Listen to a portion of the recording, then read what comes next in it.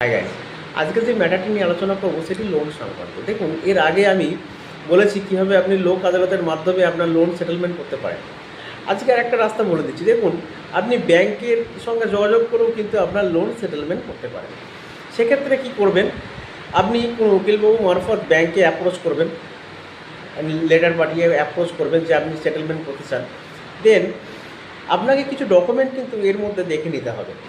দেখুন, ব্যাংকের সঙ্গে একটা আপনার এগ্রিমেন্ট হবে, সেই এগ্রিমেন্টে যেন রিটেন থাকে এবং সেই এগ্রিমেন্টে অবশ্যই যেন স্পেসিফাইড করা থাকে যে কত অ্যামাউন্টে আপনার লোনটা সেটেলমেন্ট হচ্ছে, এবং সেক্ষেত্রে রেসপেক্টিভ ব্যাংকের যেন সিলছাপ থাকে এবং তাদের রেসপেক্টিভ অথরিটির যেন সিগনেচার থাকে।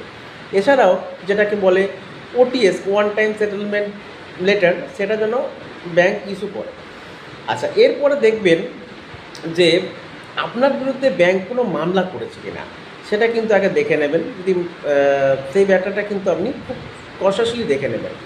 3 নম্বর, এবার কি দেখবেন, আপনার যখন পেমেন্ট করলেন ব্যাংকে, যদি আপনি ক্যাশে পেমেন্ট করেন তার একটা রসিদ অবশ্যই নিয়ে রাখবেন, এবং যদি আপনি অনলাইনে পেমেন্ট করেন তার তো প্রমাণ আপনার কাছে অবশ্যই যেন থেকে যাবে সেটা।